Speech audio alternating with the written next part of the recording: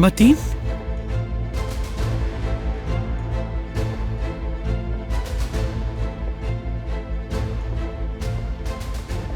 किस किस्म की गुफ्तगू थी ये? मुझे भी कुछ समझ नहीं आया अम्मी। क्या ये लड़की कुछ जानती है? वो हकीकत तक कभी नहीं पहुंच सकती। ओह, क्या तुम्हें अंदाजा है कितनी बड़ी तबाही होगी? उसे कभी भी पता नहीं चलना चाहिए। ये राज हमारे साथ ही कब्र में जाएगा मतीन। ठीक है अम्मी, मैं संभाल लूंगा सब। कुछ दिनों तक इसकी हरकतों सकनात पे नजर रखो, कड़ी नजर रखो। आप फिक्र मत करें अम्मी।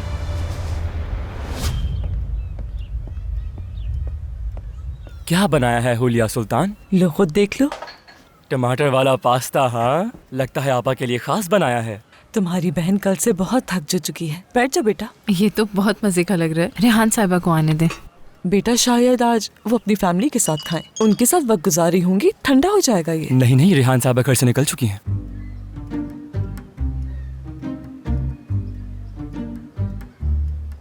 बेरिजिक ने बताया है मुझे फिक्र हो रही थी तो मैंने पूछ लिया था उससे, तो उसका मैसेज आया है। मौका परस्त इंसान।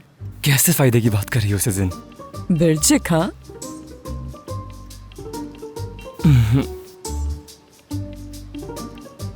अरे आस्ती तुम्हारे लिए निकालती हूँ। डाल दे अम्मी, बहुत भूख लग रही है। हाँ, आ गई वो।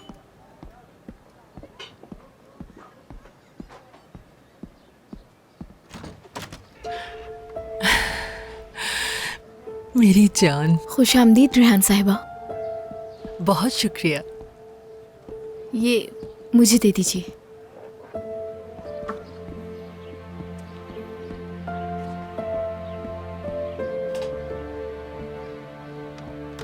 खुश आमदीद रेहान साहिबा।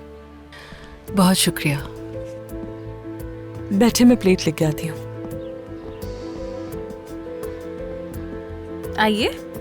खुश आमदीद। बहुत शुक्रिया।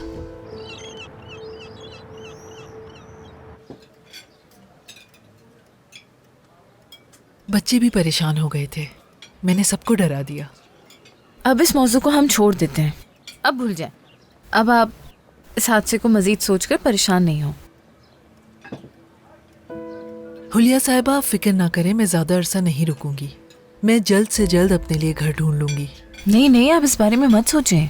आपका जब तक दिल चाहे आप यहाँ रह सकती हैं, कोई मसला नहीं है ना अम्मी? बिल्कुल, जैसा तुम्हें अच्छा लगे।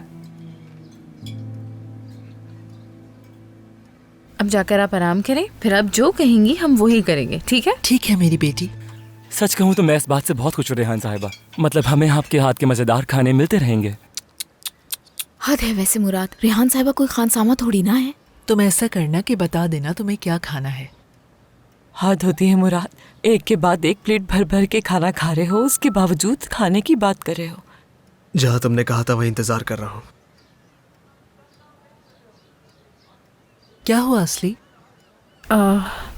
मुझे एमरे से मिलने जाना था लेकिन मैं भूल गई थी। वो इंतजार कर रहा है। उससे मिलने किस लिए? तुम्हारी क्या फिर से सुलह हो गई? नहीं, सब खत्म हो गया। क्या?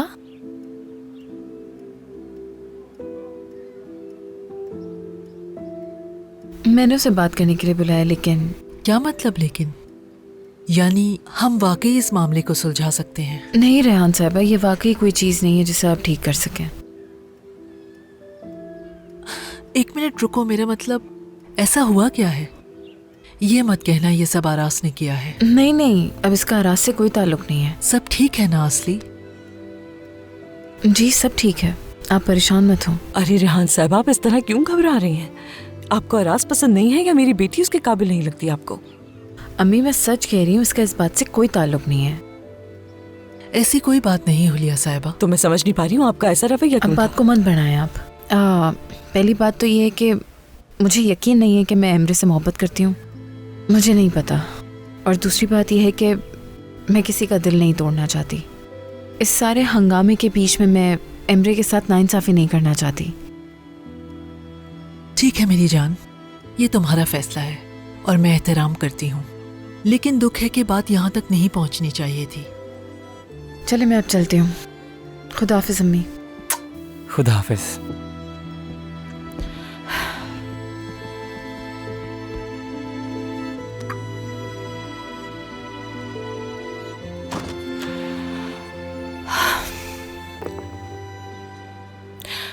अल्लाह तुम्हें सही रास्ता दिखाए। परेशान मत होना, अच्छी तरह बात कर लेना, किसी बात की फिक्र ना करना, ठीक है ना मेरी प्यारी बेटी? मैं तुमसे बहुत प्यार करती हूँ। अम्मी, मैं भी आपसे बहुत प्यार करती हूँ, लेकिन देखें रेहान साहिबा से ऐसी कोई बात मत करेगा जिससे उनका दिल दिखे। मैं बस बात करके फ़ौरन आ जाऊंगी। अच्छा बस कर दो ना अब ये। उस रोज के बाद से मैंने वैसे भी तौबा कर लिया है। मुझे आप पर भरोसा है। ठीक है,